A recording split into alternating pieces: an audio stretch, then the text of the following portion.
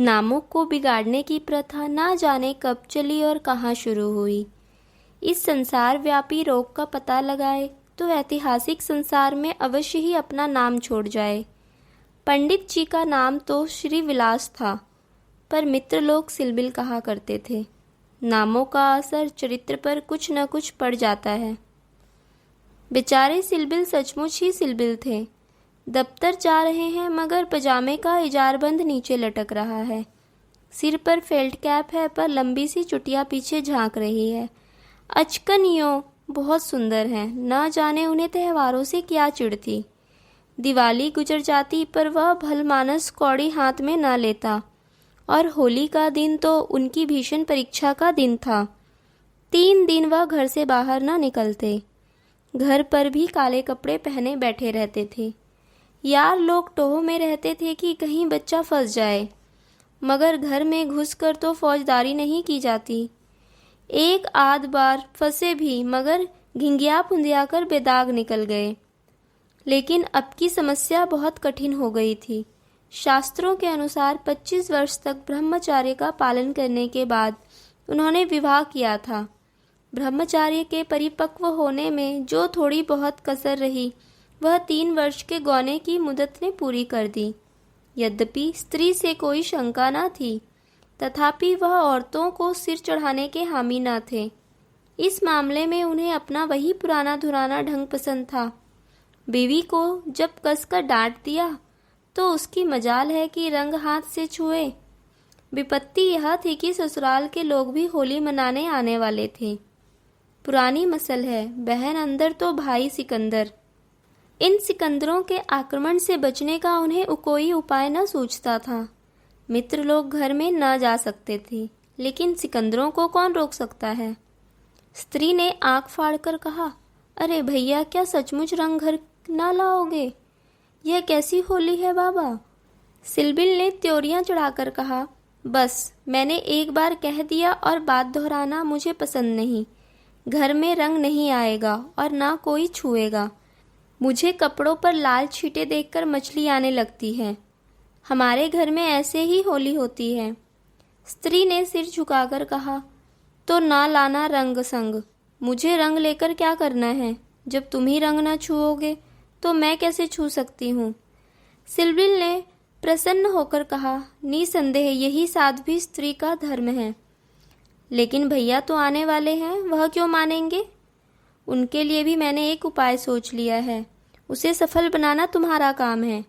मैं बीमार बन जाऊंगा, एक चादर ओढ़कर लेटा रहूंगा। तुम कहना इन्हें ज्वर आ गया, बस चलो छुट्टी हुई। स्त्री ने आंख नचाकर कहा, ए नोज, कैसी बातें मुंह से निकालते हो? ज्वर जाए मुदई के घर, यहाँ आए तो मुंह झुलसा दूं निगोड़े के। तो फिर दूसरा उपाय ही क्या है? तुम ऊपर वाली छोटी कोठरी में छिपे रहना। मैं कह दूंगी उन्होंने जुलाब लिया है। बाहर निकलोगे तो हवा लग जाएगी। पंडित जी खिल उठे, बस बस यही सबसे अच्छा है। होली का दिन था।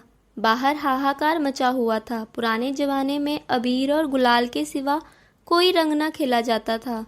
अब नीले, हरे, काले सभी रंगों का मेल हो गया है और इस संगठन से बचना आदमी के लिए तो संभव नहीं। हाँ, देवता बचे। सिलबिल के दोनों साले मोहल्ले भर के मर्दों, औरतों, बच्चों और बूढ़ों का निशाना बने हुए थे। बाहर के दीवान खाने के फर्श, दीवारें, यहाँ तक की तस्वीरें भी रंग उठी थी। घर में भी यही हाल था। मोहल्ले की नंदे भला कब मानने लगी थी, पर नाला तक रंगीन हो गया था।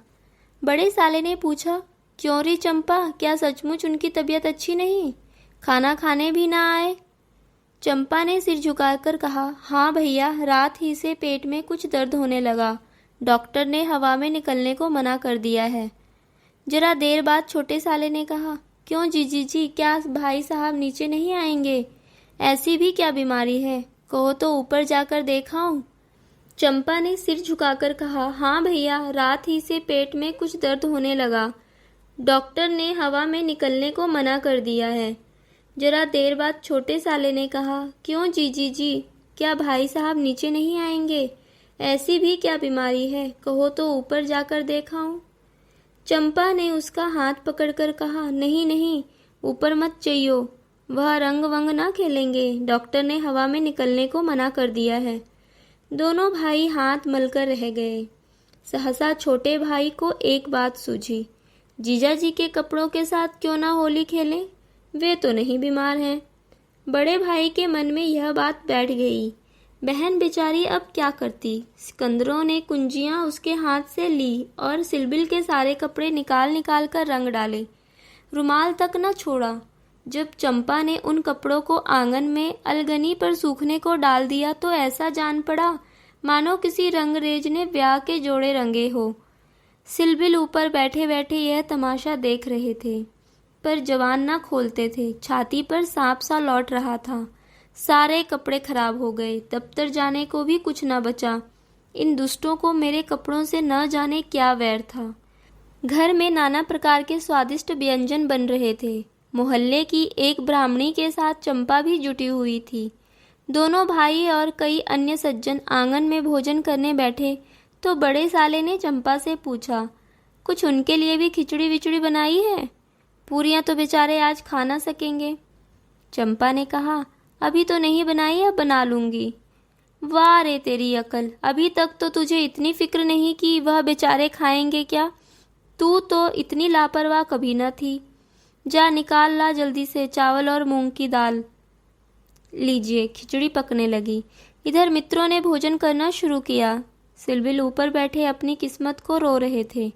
उन्हें इस सारी विपत्ति का एक ही कारण मालूम होता था, विवाह। चंपा ना आती तो ये साले क्यों आते, कपड़े क्यों खराब होते, होली के दिन मूंग की खिचड़ी क्यों खाने को मिलती। मगर अब पछताने से क्या होता है। जितनी देर में लोगों ने भोजन किया उतनी देर में खिचड़ी तैयार हो गई।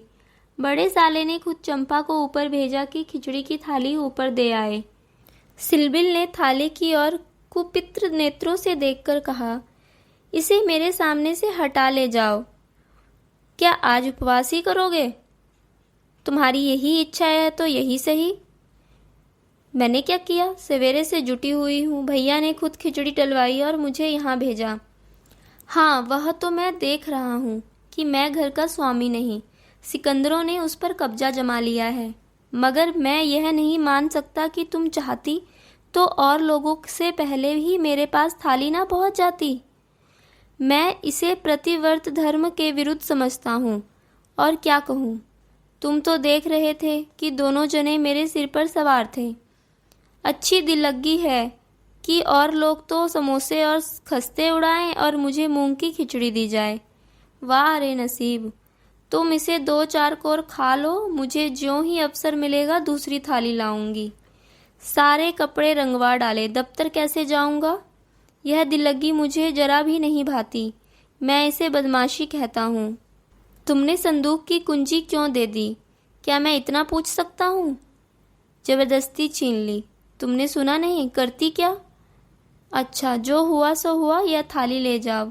धर्म समझना तो दूसरी थाली लाना, नहीं तो आज व्रत ही सही।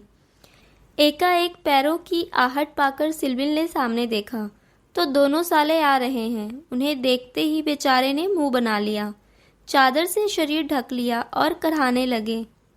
बड़े साले ने कहा, कहिए कैसी तबीयत है, थोड़ी सी खिचड़ी खा लीजिए। सिलबिल ने मुंह बनाकर कहा, अभी तो कुछ खाने की इच्छा नहीं है। नहीं, उपवास करना तो हानिकारक होगा, खिचड़ी खा लीजिए। बेचारी सिलबिल ने मन में इन दोनों शैतानों को खूब कोसा और विष की भांति खिचड़ी कंठ से नीचे उतारी। आज होली के दिन खिचड़ी ही भाग्य में लिखी थी। जब तक सारी खिचड़ी समाप्त ना हो गई, दोनों वहां डटे रहे, मानो जेल के अधिकारी किसी अनशन व्रतधारी कैदी को भोजन करा रहे हो। बेचारे को ठूस ठूस कर खिचड़ी खानी पड़ी। पकवानों के लिए गुंजाइश ही ना रही। 10 बजे रात को चंपा उत्तम पदार्थों का थाल लिए पति देव के पास पहुंची। महाशय मन ही मन झुंझला रहे थे।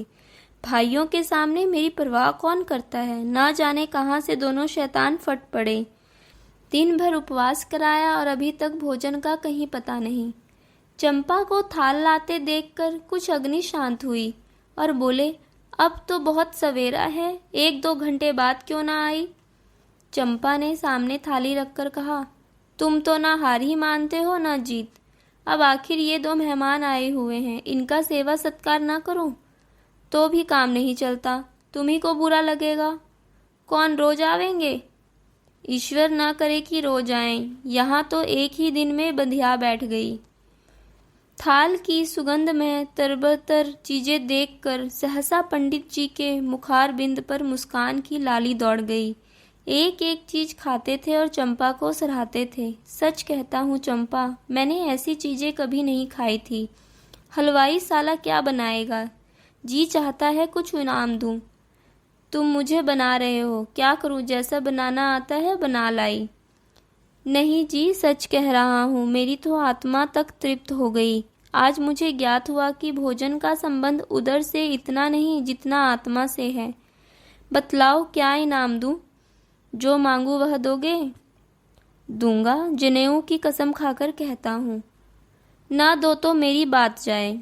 कहता हूँ भाई, अब कैसे कहूँ? क्या लिखा पढ़ी कर दूं? अच्छा तो मांगती हूँ, मुझे अपने साथ होली खेलने दो। पंडित जी का रंग उड़ गया। आंखें फाड़कर बोले, होली खेलने दो?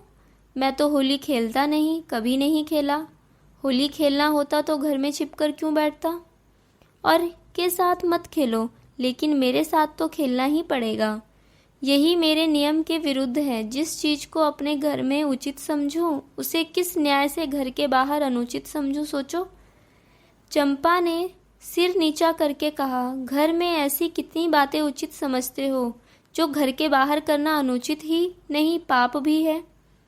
पंडित जी झेपते हुए बोले, अच्छा भाई, तुम जीती मैं हारा। अब मैं तुमसे यही दान मांगता हूँ, पहले मेरा पुरस्कार दे दो, पीछे मुझसे दान मांगना। यह कहते हुए चंपा ने लोटे का रंग उठा लिया और पंडित जी को सिर से पांव तक नहला दिया। जब तक वह उठकर भागे, उसने मुट्ठी भर गुलाल लेकर सारे मुंह में पोत दिया। पंडित जी रोनी सूरत बनाकर बोले, अभी और कसर बाकी हो तो वह भी पूरी कर लो। मैं जानता था कि तुम मेरी आस्तीन का सांप बनोगी। अब और कुछ रंग बाकी नहीं रहा। चंपा ने पति के मुख की ओर देखा तो उस पर मनोवेदना का गहरा रंग झलक रहा था। पछता कर बोली, क्या तुम सचमुच बुरा मान गए हो? मैं तो समझती थी कि तुम केवल मुझे चिढ़ा रहे हो। श्री विलास ने कांपते हुए स्वर में कहा, नहीं चंपा, मुझे बुरा नहीं लगा। हाँ, तुमने मुझे उस कर्तव्य की याद दिला दी जो मैं अपनी कायरता के कारण भूला बैठा था। वह सामने जो चित्र देख रही हो, मेरे मित्र मनहर नाथ का है, जो अब संसार में नहीं है। तुमसे क्या कहूँ, कितना सरस, कितना भावुक, कितना साहसी आदमी था। देश की दशा देख देखकर उसका खून जलता रहता था। 19-20 भी कोई उम्र होती है, पर वह उसी उम्र में अपने जीवन का मार्ग निश्चित कर चुका था। सेवा करने का अवसर पाकर वह इस तरह उसे पकड़ता था मानो संपत्ति हो। जन्म का विरागी था, वासना तो उसे छू भी नहीं सकती थी। हमारे और साथी सैर सपाटे करते थे, पर उसका मार्ग सबसे अलग था। सत्य के लिए प्राण देने को तैयार। कहीं अन्याय देखा और भवे तन गई, कहीं पत्रों में अत्याचार की खबर देखी और चेहरा तमतमा उठा। ऐसा तो मैंने आदमी ही नहीं देखा। ईश्वर ने अकाल ही बुला लिया, नहीं तो वह मनुष्यों में रत्न होता। किसी मुसीबत के मारे वह उद्धार करने को अपने प्राण हथेली पर लिए फिरता था। स्त्री जाति का इतना आदर और सम्मान कोई क्या करेगा? स्त्री उसके लिए पूजा और भक्ति की वस्तु थी। 5 वर्ष हुए, यही होली का दिन था। मैं भंग के नशे में चूर, रंग में सिर से पांव तक नहाया हुआ उसे गाना सुनने के लिए बुलाने गया तो देखा कि वह कपड़े पहने कहीं जाने को तैयार है। मैंने पूछा, कहाँ जा रहे हो? उसने मेरा हाथ पकड़कर कहा, तुम अच्छे वक्त पर आ गए, नहीं तो मुझे अकेले जाना पड़ता। एक अनाथ बुढ़िया मर गई है, उसे कोई कंधा देने वाला नहीं मिलता। कोई किसी मित्र से मिलने गया हुआ है, कोई नशे में चूर पड़ा हुआ है, कोई मित्रों की दावत कर रहा है, कोई महफिल सजाए बैठा है, कोई लाश को उठाने वाला नहीं। ब्राह्मण क्षत्रिय उस चमारिन की लाश कैसे छुएंगे? उनका तो धर्म भ्रष्ट होता है। कोई तैयार नहीं होता। बड़ी मुश्किल से 2 कहार मिले हैं। एक मैं हूँ, चौथे आदमी की कमी थी जो ईश्वर ने तुम्हें भेज दिया। चलो चलें। हाय, अगर मैं जानता कि यह प्यारे मनहर का आदेश है तो आज मेरी आत्मा को इतनी ग्लानि न होती। मेरे घर कई मित्र आए हुए थे, गाना हो रहा था। उस वक्त लाश उठाकर नदी पर जाना मुझे अप्रिय लगा। मैं बोला, इस वक्त तो भाई मैं नहीं जा सकूंगा, घर पर मेहमान बैठे हुए हैं, मैं तुम्हें बुलाने आया था। मनहर ने मेरी ओर तिरस्कार के नेत्रों से देखकर कहा, अच्छी बात है, तुम जाओ, मैं और कोई साथी खोज लूँगा। मगर तुमसे मुझे ऐसी आशा नहीं थी। तुमने भी वही कहा जो तुमसे पहले औरों ने कहा था। कोई नई बात नहीं थी। अगर हम लोग अपने कर्तव्य को भूल न गए होते तो आज यह दशा ही क्यों होती। ऐसी होली को धिक्कार है। त्योहार तमाशा देखने, अच्छी अच्छी चीज़ें खाने और अच्छे अच्छे कपड़े पहनने का नाम नहीं है। यह व्रत है, तप है। अपने भाइयों से प्रेम और सहानुभूति करना ही त्योहार का खास मतलब है। और कपड़े लाल करने के पहले खून को लाल कर दो। सफ़ेद खून पर यह लाली शोभा नहीं देती। यह कहकर वह चला गया। मुझे उस वक्त यह फटकारें बहुत बुरी मालूम हुई। अगर मुझ में वह सेवा भाव न था तो उसे मुझे यूं धिक्कारने का कोई अधिकार न था। घर चला आया, पर वे बातें बराबर मेरे कानों में गूंजती रही। होली का सारा मज़ा बिगड़ गया था। 1 महीने तक हम दोनों में मुलाकात न हुई। कॉलेज इम्तिहान की तैयारी के लिए बंद हो गए थे, इसलिए कॉलेज में भी भेंट न होती थी। मुझे कुछ खबर नहीं, वह कब और कैसे बीमार पड़ा, कब अपने घर गया। सहसा एक दिन मुझे उसका एक पत्र मिला। हाय, उस पत्र को पढ़कर आज भी छाती फटने लगती है। श्री विलास एक क्षण तक गला रुक जाने के कारण बोल न सके। फिर बोले, किसी दिन तुम्हें फिर दिखाऊंगा। लिखा था, मुझसे आखिरी बार मिल जा। अब शायद इस जीवन में भेंट ना हो। खत मेरे हाथ से छूटकर गिर पड़ा। उसका घर मेरठ जिले में था। दूसरी गाड़ी जाने में आधा घंटे की कसर थी। तुरंत चल पड़ा, मगर उसके दर्शन न बंधे थे। मेरे पहुंचने के पहले ही वह सिधार चुका था। चंपा, उसके बाद मैंने होली नहीं खेली। होली ही नहीं, और भी त्यौहार छोड़ दिए। ईश्वर ने शायद मुझे क्रिया की शक्ति नहीं दी। अब बहुत चाहता हूँ कि कोई मुझसे सेवा का काम ले। खुद आगे नहीं बढ़ सकता, लेकिन पीछे चलने को तैयार हूँ, पर मुझसे कोई काम लेने वाला ही नहीं। लेकिन आज वह रंग डालकर तुमने मुझे उस धिक्कार की याद दिला दी। ईश्वर मुझे ऐसी शक्ति दे कि मन में ही नहीं, कर्म में भी मनहर बनूं। यह कहते हुए श्री विलास ने तश्तरी से गुलाल निकाला और उसे मनहर के चित्र पर छिड़क कर प्रणाम किया। दोस्तों, ये कहानी आपको कैसी लगी हमें कमेंट बॉक्स में कमेंट करके अवश्य बताएं। इस कहानी को लाइक कीजिए, दोस्तों में शेयर कीजिए और इस चैनल को सब्सक्राइब कीजिए।